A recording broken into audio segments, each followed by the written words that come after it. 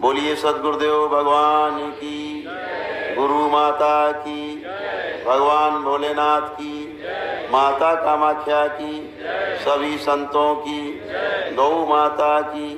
बोलिए सच्चे दरबार की। हर हर महादेव। रजिस्ट्रेशन बराबर चल रहे हैं, लोग रजिस्ट्रेशन अपना कराते रहेंगे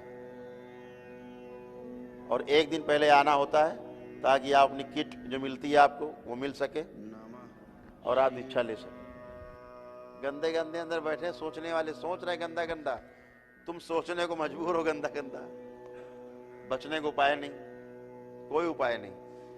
करौली सरकार के दरबार के अलावा कोई उपाय नहीं धरती पे।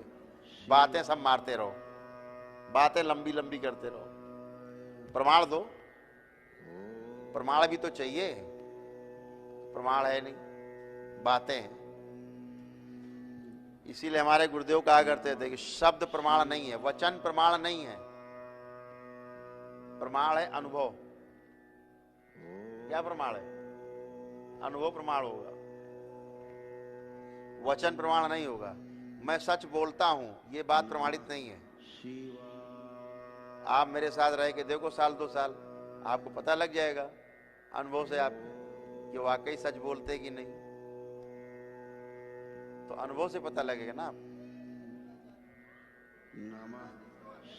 अच्छी बात है।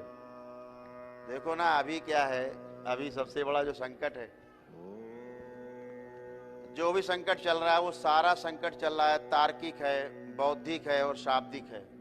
शब्द के आधार पे, तर्क के आधार पे और बुद्धि के आधार पे सारी बातें हो रही हैं पूरी दुनिया में, और उसे ज्ञान मान लिया।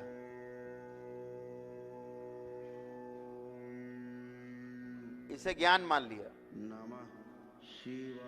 समझ रहे स्वामी जी? ज्ञान क्या है? वो बुद्धि के भी अंदर की बात है एकदम, बल्कि कहा जाए बुद्धि के पार, जहां बुद्धि नहीं काम करती, बुद्धि का कोई काम नहीं, वो ज्ञान है। जैसे आग जल रही है, जैसे आग जल रही है, सामने आग जल रही है, तो क्या आप आग में प्रवेश करेंगे कि बगल से निकल जाएंगे? क्या करेंगे? बगल से निकल जाएंगे। वहां बुद्धि लगाई कोई? नहीं लगाई। ऑटोमेटिक गाड़ी आपकी बगल से निकल जाएगी, आप बगल से निकल जाओगे। वहां खड़े होकर बुद्धि नहीं लगाते आप पहले, यार आग के बीच से चलें कि दाहिने से निकलें बच के, कि बाएं से निकलें, ऐसे बुद्धि लगाते हो? नहीं, वहां बुद्धि काम ही नहीं है। वो तो ज्ञान है आपके पास पहले से, इसमें घुसे कि चले। तो जहां ज्ञान है वहां बुद्धि का काम नहीं। ज्ञान बुद्धि के परे की बात है, पार की बात है, बुद्धि का कोई काम नहीं। जहां बुद्धि लग रही है वहां तर्क है, वहां शब्द है ना। सारा बौद्धिक कार्य, सारा तार्किक, सारा शाब्दिक ये बुद्धि का है। जैसे एक गोला है, ऐसे गोल, ये परिधि है, उसकी परिधि है, ये बुद्धि है। परिधि माने बुद्धि, और जो समझदारी है वो उसका केंद्र है। तो बुद्धि के बाद जब चलते हैं धीरे धीरे तो आप केंद्र तक पहुंचते हैं, समझदारी तक पहुंचते हैं। समझदारी अंतर की बात है, अंदर की आंतरिक बात है, आंतरिक घटना है। बुद्धि बाहरी आवरण है। तो तर्क से आप बुद्धि की हाँ या ना ले सकते हैं, मोहर लगा सकते हैं आप उसकी, हाँ या ना, है ना। असली बात तो जो है वो समझदारी की है। यहाँ तो दरबार में हम देखते तमाम भक्त आते, तमाम इच्छाएं लिए रहते हैं, उनके मन में तमाम इच्छाएं चलती हैं। इस तरह के भक्त भी आते हैं एकदम कट्टर कि जान दे दें, लेकिन मन में उनके है कि हमें कुछ प्राप्त करना है, गुरु जी से प्राप्त करना है या दरबार से प्राप्त करना है आगे, या यही मान लीजिए कि ज्ञान प्राप्त करना है, ऐसा। लेकिन दरबार बहुत कड़ी परीक्षा लेता है। अगर आपको शक्ति देता है किसी को स्वस्थ कर सकें, निश्चित रूप से आपके पास वो शक्ति पहले आ जाती है कि किसी को आप अस्वस्थ कर सकते हैं। अगर हमने आपको रिवॉल्वर दी कि अपनी सुरक्षा करिए, दूसरे करिए, वो रिवॉल्वर रहते आपके पास ये शक्ति भी आ गई कि आप किसी को उसको लगा के लूट भी सकते हैं। आ गई नहीं आ गई अपने आप। तो पहले दरबार परीक्षा लेता, जब डीएम आपको लाइसेंस देता है रिवॉल्वर का, वेपन का कोई लाइसेंस देता है, तो पहले सारी आपकी जांच पड़ताल कराता है। ऐसा तो नहीं कि पुराना कोई मुकदमे चलते हो, लुटेरा हो, बदमाश हो, लाइसेंस ले ले और कल को खुलेआम रिवॉल्वर लगा घूमेगा, कोई पकड़ नहीं सकता, लाइसेंस है, और रात में लूट ले गई। करता है ऐसे ही दरबार भी परीक्षा लेती है, बगैर परीक्षा के, कड़ी परीक्षा के फेल हो जाते हैं लोग, खैर टूट जाता, जवाब दे जाता है, भाग जाते। दरबार हंसता रहता है। कैसे हंसता है? देख के कि ऊपरी बात है, सेवा ऊपरी है, दिखावा है, केवल कुछ जल्दी पा लेने की ललक है। आप स्वयं पाते हैं, कोई कुछ देता नहीं है। पाने की क्षमता आप में होनी चाहिए, पात्रता होनी चाहिए, पात्रता होनी चाहिए। पात्रता नहीं है। हमारे पास आग जल रही है, आप आओ, गुरुजी थोड़ी आग दे दो, तो आप हाथ ऐसे कर, थोड़ी आग दे दो। अब हम कैसे आग देते हैं हाथ में? उसके लिए पात्रता चाहिए। पात्रता नहीं है तो कहां से मिलेगा? है? जब दरबार से आप सब जुड़ते हो तो आप में एक पात्रता विकसित होती है, धीरे धीरे धीरे धीरे पात्रता विकसित होती है। दरबार के नियम पालन करते हो, मिल जाता है आपको मौके पर। आप स्वस्थ होते हो, अच्छे होते हो, एकदम अच्छे हो जाते हो। तो हर चीज के पीछे नियम काम करता है। ठीक है, यहाँ जो कुछ होता है बुद्धि के बाहर की बात है। यहाँ बुद्धि लगाओगे तो पागल हो जाओगे। बुद्धि से काम यहाँ चलेगा ही नहीं, बुद्धि वाला दरबार ही नहीं है, क्योंकि यहाँ बुद्धि से कोई काम होता नहीं है। ऐसे ही हम माने हुए हैं केवल कि हमारे गुरु बहुत अच्छे, हमारे पितृ बहुत अच्छे, हम बहुत अच्छे। अच्छी बात है, ऐसा मान लेना भी काफी अच्छा रहता है, इससे काफी आराम रहता है माने रहने से भी। इसीलिए कहा गया कि मान लो यार कि सब ठीक है, लेकिन कष्ट तो कष्ट है, वो तो रहेगा। तो पूरी तरह उससे मुक्ति पाने के लिए कुछ प्राकृतिक नियम है, उन्हें पालन करना होता है।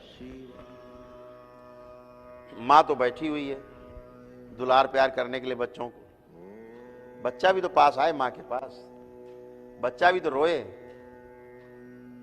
तो माँ समझे ना, अच्छा ये रो रहा है, इसको उठाओ पहले, क्या कष्ट है इसको।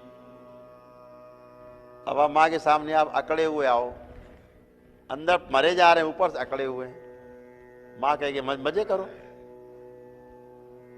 ऐसे ही है, उसके सामने तो रोना, गिड़गिड़ाना, चिल्लाना।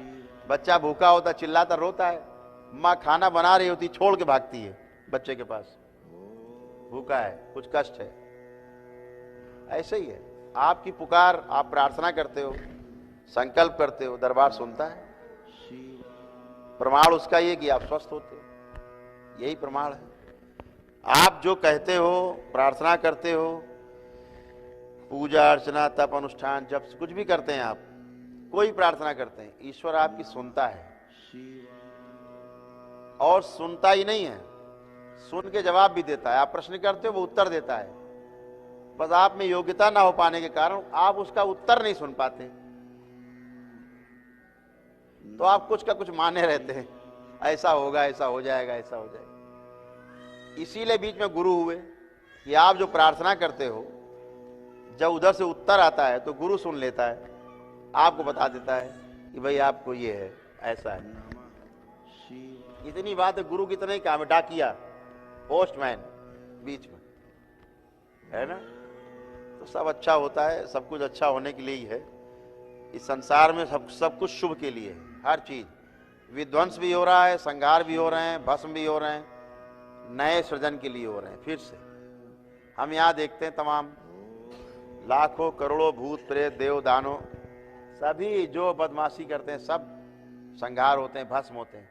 एनर्जी कभी नष्ट नहीं होती, कोई ऊर्जा कभी नष्ट नहीं होती। ऊर्जा रूपांतरित हो जाती है, ट्रांसफॉर्मेशन होता है उसका। बदमाश होता है तो अच्छा हो जाता है, इतनी बात है ना। लेकिन सृजन हो रहा है, वो विध्वंस तो हो रहे हैं, संहार हो रहे हैं, मारे जा रहे हैं, काटे जा रहे हैं। वो भाषा है, भाषा के रूप में बात कर रहे हैं, क्योंकि आप यही भाषा समझते हो, संहार, मार देना, काट देना। असल में ट्रांसफॉर्मेशन हो रहा है, ऊर्जा का रूपांतरण हो रहा है। वो मर गया जो पहले था, जैसे अंगुलीमाली था, वाल्मीकि थे, लुटेरे थे, वो मर गया वाल्मीकि, फिर क्या पैदा हो गए? महर्षि वाल्मीकि। ऊर्जा रूपांतरित हो गई, है ना? तो ऊर्जा का रूपांतरण होता है। प्रेत योनि क्या मतलब? बेहोशी। कहते हैं प्रेत योनि से मुक्ति, इसका क्या मतलब हुआ? बेहोशी से मुक्ति हो गई। जो बेहोश है, बेहोशी में करे जा रहे हैं, कुछ भी बोले जा रहे हैं। एक आदमी खूब शराब पिए हुए नशे में है और हाथ में रिवाल्वर लिए ठाए ठाए गोली चला रहा, देख ही नहीं रहा कौन किधर है, वो चलाए जा रहा है गोली। किसी को लग जाए, खुद को लग जाए, चाहे बेटे को लग जाए, माँ को लग जाए, पत्नी को लग जाए, चलाए जा रहा है, बेहोशी में है। तो बेहोशी से मुक्ति, ये प्रेत योनि से मुक्ति का मतलब है कि आप मूर्छा से मुक्ति पा गए। सक्रिय तो है एनर्जी, लेकिन बेहोश है, मूर्छा में है। और देव योनि क्या है? सक्रिय भी है और होश में भी है। इतनी बात है। होश किस बात का है? कि ज्ञान है। तो सब अच्छा ही होता है। दीक्षा आप लेते हैं दरबार में, तो दीक्षा में क्या होता है? दीक्षा से यही होता है कि आपकी बेहोशी टूटती है। जब आप बेहोशी में रहते हैं, हमेशा क्या करना है अच्छे बुरे का पता ही नहीं, दीक्षा से यही आप में पात्रता विकसित होने लगती धीरे धीरे, कि आपका यह लोग जहां आप शरीर में हैं, यहां भी आप ज्ञान के आधार पर कार्य कर सकें। और शरीर छूट जाने के बाद भी इस प्रेत योनि में बेहोशी में ना फंसे आप, उससे तुरंत मुक्ति। इधर शरीर छोड़ा और उधर मुक्ति। ठीक है? अपने कर्म भोग काट के पुनः जन्म। ज्यादा कर ले गए ध्यान साधना तो सभी प्रकार की योनियों से मुक्ति, शरीरधारी होने से बच जाएंगे दोबारा। है? यही काम है। दीक्षा से आप तमाम रोगों से छुटकारा पाते हैं। शारीरिक रोग हो, मानसिक रोग हो, कैसे भी समस्या हो, धीरे धीरे आप में पात्रता आती है, आप में बुद्धि का प्रयोग करने का सही तरीका पता होने लगता है। फिर बुद्धि के पार भी आप जाने लगते हो, फिर ज्ञान वर्धन भी आपका होता है अपने स्वयं में। तो वो इसीलिए होता है क्योंकि आप दीक्षित हो जाते हो। जैसे ये लाइट जल रही, अभी ज्यादा ऊर्जा आ जाए क्या होगा? सारे फ्यूज हो जाएंगे, है ना? अभी ये मशीन जिससे बोल रहे हैं आवाज आ रही, उड़ जाएगी। कम आ जाए तो भी बंद हो जाएगी, तो भी समस्या है। तो वहां लगी है ना एमसीबी, ज्यादा आ जाएगी टक से गिर जाएगी, तो सब बचा रहेगा। ऊर्जा बढ़ गई, पावर बढ़ गया, तो क्या होगा? गिर जाएगी एमसीबी, तो बचा रह जाएगा। गुरु क्या करते? एमसीबी है, आप में बढ़ा, टक से गिरा दिया, आपको नुकसान ना हो। कम हो गई, गिरा दिया, फिर बराबर हुई, फिर उठा दिया। तो यही काम है। गुरु का काम इतना ही है कि आप में बढ़ी हुई ऊर्जा को अपने में समाहित कर लेना। कम है तो अपने से आप में दे देना, तो आप बैलेंस बने रहते हो। एनर्जी आप में बैलेंस रहती, बराबर प्रवाहित होती है। और आपको जो 4 लेयर की सुरक्षा मिलती है दरबार से स्वस्थ होने के बाद, पूरी तरह दीक्षा लेने के बाद, जो दीक्षा लेता है, केवल वो 12 लेयर होती है उसके चारों तरफ। और आप सीधे, अभी तो बाबा के भक्त हैं, फिर बाबा के शिष्य बन जाते हैं और सीधे बाबा के डीएनए से जुड़ जाते हैं। तो इस लोक में भी और उस लोक में भी आपका सहारा है बाबा। तो क्या होता है, जब आदमी शरीर छोड़ रहा होता है, उस समय सबसे पहले जिसके डीएनए से आप जुड़े होते हैं वो आपके सामने खड़ा होता है। जैसे आप अपने पितरों के डीएनए से जुड़े हैं, पितरों की पूजा करते रहे, तो आपके जो भी दादा नाना काका पापा जो भी हैं वो सामने खड़े मिलेंगे आपको शरीर छोड़ते समय। चलो हमारे साथ। अब उनके साथ आप जाने को मजबूर हो, क्योंकि आपने उनकी पूजा की, उन्होंने आपकी सहायता की है। आप चलो, चुकाओ चल के। भूत प्रेतों की पूजा की है, उनके द्वारा कोई मदद ली आपने। तंत्र मंत्र करने वाले, झाड़ फूक टोना टोटका करने वाले तमाम बैठे हैं देश में, गली गली बैठे हैं, डमरू बजा रहे हैं, जाओ ये हो गया वो हो गया, पेशी आ गई, चले जाओ। ठीक कोई नहीं हो रहा, धुंध भी बजाए जा रहे हैं। मरे प्रेत सामने खड़े हैं, तुम्हारी मदद की थी, चलो साथ। आप बंधे हैं उनके साथ, आप जाने को मजबूर है, उनके साथ रहने को मजबूर है, और आप वही करेंगे हजारों वर्ष जो वो चाहेंगे, आप जा नहीं सकते। देवी देवताओं की पूजा की तो वो खड़े मिलेंगे, और ईश्वर की है, किसी पूर्ण गुरु की है तो पूर्णता को प्राप्त होंगे आप, वो सामने होगा। यहां भी आनंद और वहां भी आनंद, ठीक है। तो ये सब एक व्यवस्था है। शरीर जब छूटता है तब ये जो पूर्ण गुरु होता है ना, वो सामने खड़ा होता है, वो सभी खड़े होते हैं जिसकी आप करते हैं। आपको चुनना है कि हमें भूत प्रेत सामने चाहिए मरने के बाद, उन्हीं के साथ रहना है, ये देवता देवी देवता चाहिए, या पितृ चाहिए, या ईश्वर जहां से दोबारा न लौटना पड़े इस नरक में, ऐसे सब होता है। तो आप दीक्षा के बाद आपके पास एक अवसर होता है कि आप इन 84 लाख योनियों के बंधन से मुक्ति पा सकते हैं। प्रयास करें, बोले नहीं, सोचे नहीं, करें नहीं तो कर्म भोग नहीं बढ़ेंगे, लेकिन फिर भी आपका वही कार्यक्रम जारी है। जैसे एक आदमी ने अपराध किए, 10 अपराध किए, तो गवर्नर ने या राष्ट्रपति ने क्षमा दे दी, चल भाई तेरे तुमने 20 अपराध किए, आज से क्षमा, लेकिन तुमको जो सजा भोगनी पड़ती 20 अपराधों की, जिंदगी भर जेल में रह के वो क्षमा कर दिया, ठीक। लेकिन इसका ये मतलब नहीं कि कल आप फिर किसी कत्ल कर दोगे तो क्षमा हो जाएगा, कत्ल कर दोगे फिर जेल जाओगे, फिर समस्या में पड़ोगे। तो वही दरबार का सब जगह नियम वही है। आज के दिन आपको पूरी तरह स्वस्थ किया गया, आप बिल्कुल अच्छे, सारी गंदगी गई, सारे टोने टुटके गए, सारे तंत्र मंत्र गए, सारे भूत प्रेत गए, सारे पितृ गए, सारी गंदी स्मृतियां गई, विचार गए, भाव चले गए गंदे, आप एकदम शांत, एकदम मन अच्छा, एकदम बढ़िया, सब फर्स्ट क्लास, कुछ नहीं। लेकिन इसके बाद फिर आपने कुछ हरकत करनी शुरू करी उसी प्रकार की जैसे पहले करते थे। गलत पूजा पाठ, आप गलत निमंत्रण दे रहे हो किसी को घर में अपने, आओ भैया, आपने गलत गलत करना शुरू किया, गंदगी फिर इकट्ठा होगी, फिर क्या होगा, फिर आपको लगे कुछ कष्ट हो रहा है, तो ये आपने नया अपराध करना फिर शुरू किया पुराने तरीके से। इनसे बचना है। दीक्षा में क्या होता है, अगर आप एक कर भी रहे हो,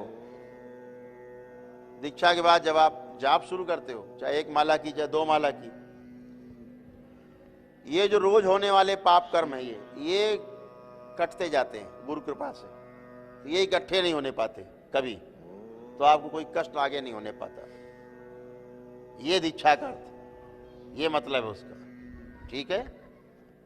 चलिए मस्त रहिए, स्वस्थ रहिए, सब लोग मजे करते रहो, ऐसे ही आनंद लेते रहो।